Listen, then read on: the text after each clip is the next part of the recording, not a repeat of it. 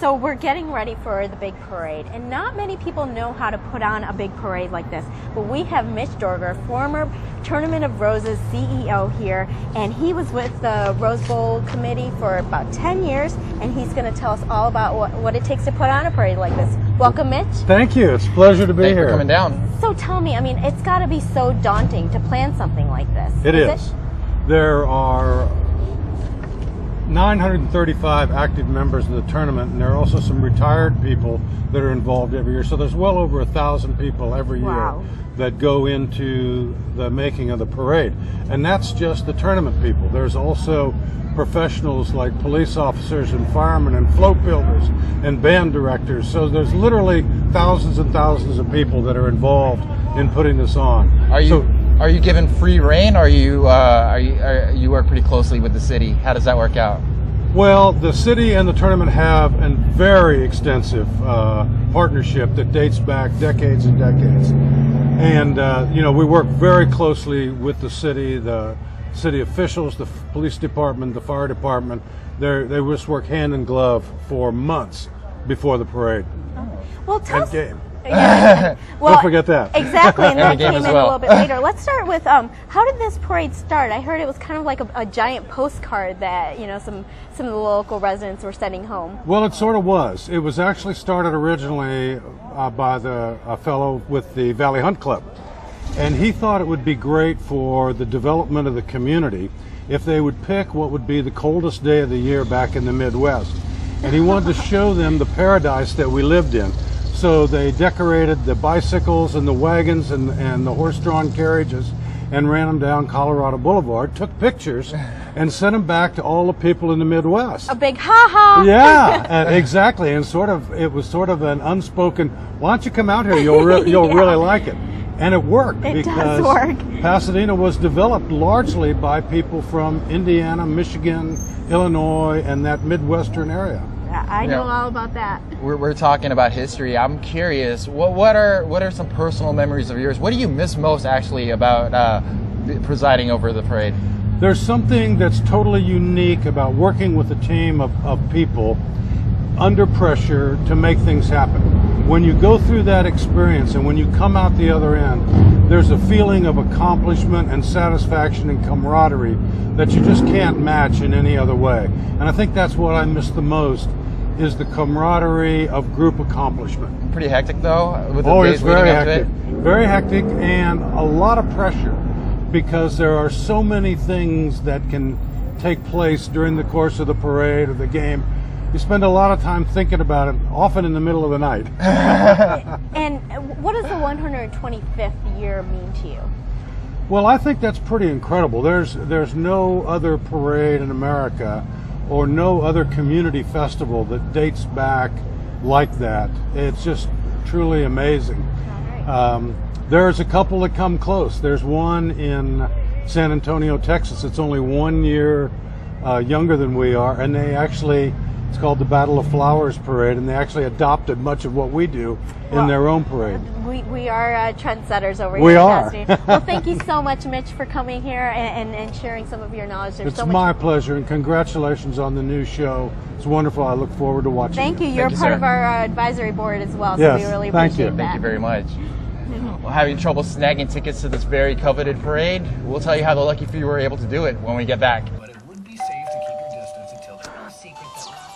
Smile. Reliable sources say that chicken soup has found their way out of this year. Dangerous, but they are returned.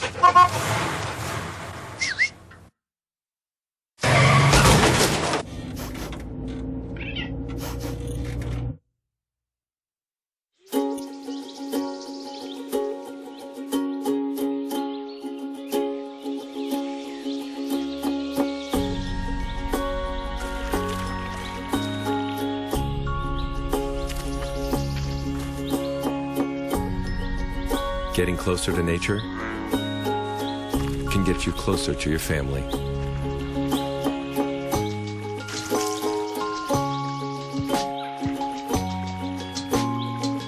Go to discovertheforest.org. With so much going on in the area today. CCN's Angela Lauren has some of the stories you might have missed right here in the San Gabriel Valley. Here's a couple of things to keep in mind as we enter the new year. As Christmas has wrapped up, yes, Christmas has wrapped up, the Pasadena Department of Public Works is giving you a couple of options to recycle your tree. One, you can take your tree to Eaton Blanche Park. In Robinson Park, you're going to be able to go there between 7 a.m. and 2 p.m. until January 3rd. And if you can't make it to the park, you also can do your regular curbside pickup. It's going to be your regular trash day all the way until January 17th. Well, the Pasadena Visitors Bureau has opened their 30th annual information hotline. The hotline is a free service that visitors and residents can call to get tips about the Rose Bowl game, post-parade float viewing, hotels, and even parking. The hotline is volunteered by staff that answers about 16,000 calls a year. So they're there, give them a call, it's for free. Phone number is 877-793-9911, or you can tweet them at Visitor Hotline. Well, here's a unique way you can support your favorite team going into the BCS championship game. Doghouse restaurants in the San Gabriel Valley are making 2 sandwiches for fans. Well, for you Auburn fans, you can line up to buy a honey-stung fried chicken sandwich. Yum. Honey-stung fried chicken sandwich, yeah. Or if you are a Florida State fan, you can get a jerk chicken sandwich. Sounds pretty good. Both sandwiches are available until January 10th, and the BCS bowl game is going to be January 6th. So you still have some time to get some of those sandwiches. All right, Angela, so which sandwich do you think is going to taste the best? I think you can't go wrong with a fried chicken sandwich. So You really can't. I know, and honey stung, whatever stung means. I think I'm going to go with Bring it that one. They both look pretty good there. I know. Well, you can't really go wrong with a chicken sandwich. You can't really go wrong with our weather.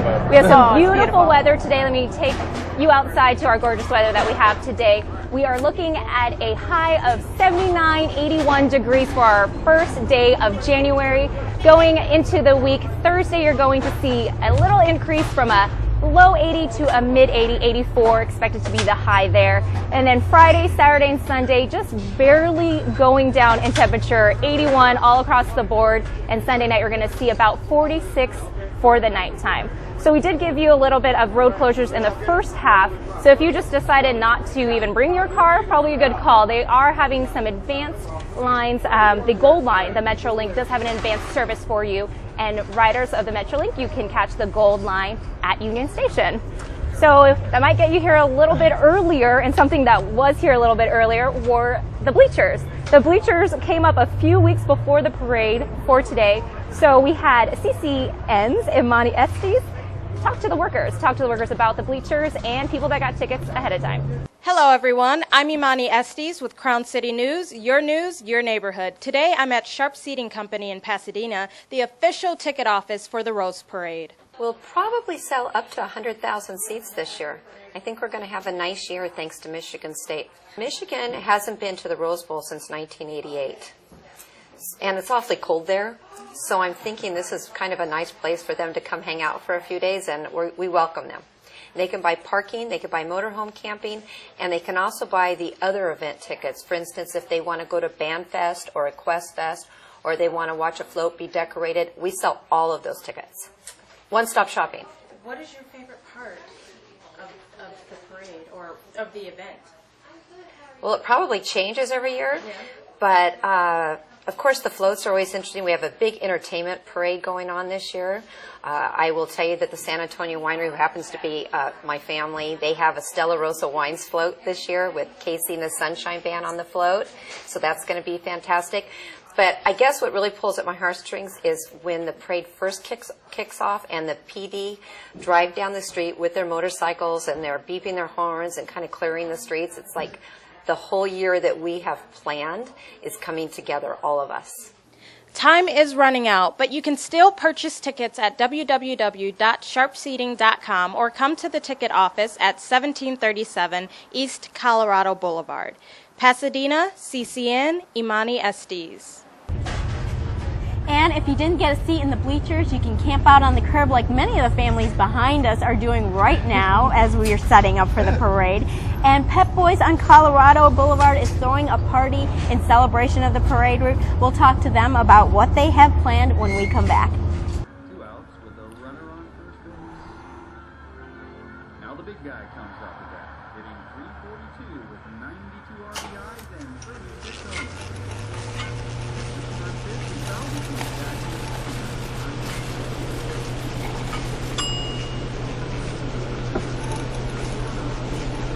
Chill raw and prepared foods promptly. 1 in 6 Americans will get sick from food poisoning this year. Keep your family safer. Check your steps at foodsafety.gov.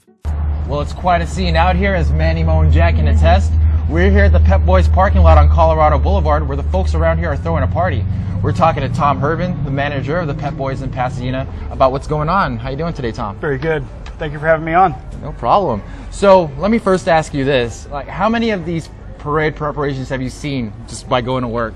A whole lot. This is my 3rd one at this location that I've sponsored, I've thrown on behalf of Pep Boys. Okay, great. How special is it for you to have a business right on the parade route? It's really positive. We get customers all year round who remember this night and this day, and now they could come here with their families and hang out and have a good time, and it's safe. I mean, you guys could just close and not do anything, right? Well, why throw a party? We like to give something back to the community. We like to be the best place to shop and care for your car. And we're just people taking care of people in their cars. So we live here as well. We live around here. I live only 4 miles from here. Okay. And these are my friends and family that attend as well. And number one, it's just fun. It's a lot of fun. It really is a lot of fun. I mean, do you guys usually throw a party? Yeah. Okay. Yeah. All right. What kind of things do you have going on this year? We have food going on this year, as always. We also have things for the kids in the back.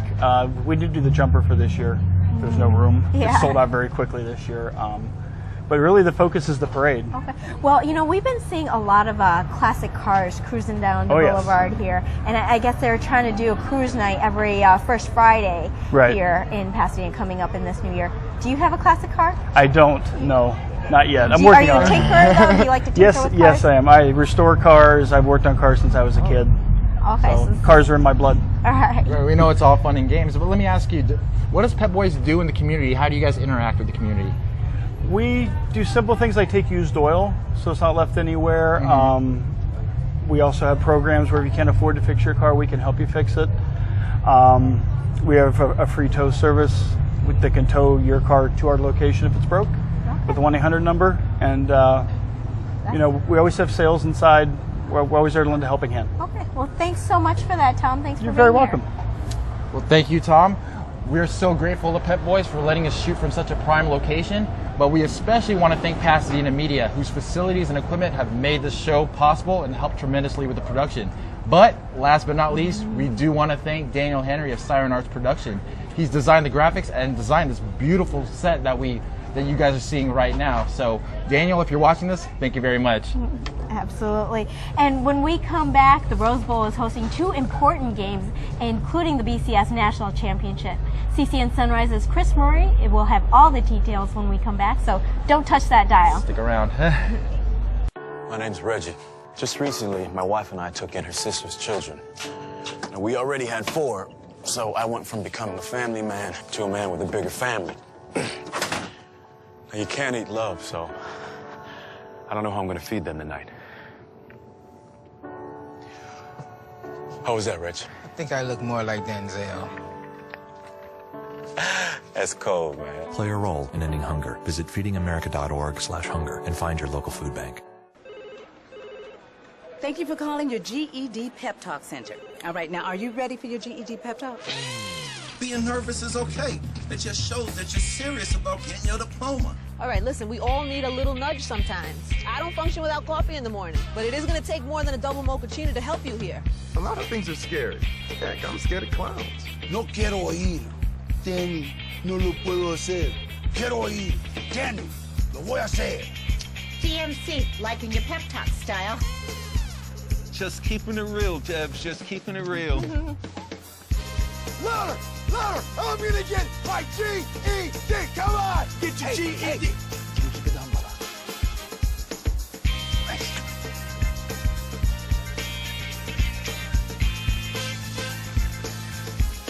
Whatever motivation you need, we've got a pep talk for you. Get your GED pep talk and find free classes at yourged.org. Well, Pasadena's college football country, at least it is for this week. Chris Murray is here to tell you all about the big games happening in our city. Chris. Absolutely. As we mentioned earlier, the granddaddy of them all, the Rose Bowl, will be taking place. But on January 6th, the BCS National Championship game is also here in Pasadena. Florida State is taking on Auburn.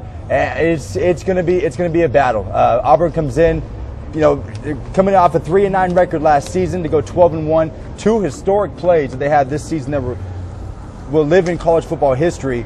Kind of catapulted them here, but Florida State is hot, and they are firing all cylinders as they come into this game. Auburn seems to be riding a pretty big head of steam coming into this thing. Do they have the momentum coming into the BCS championship? Paulo, they certainly do.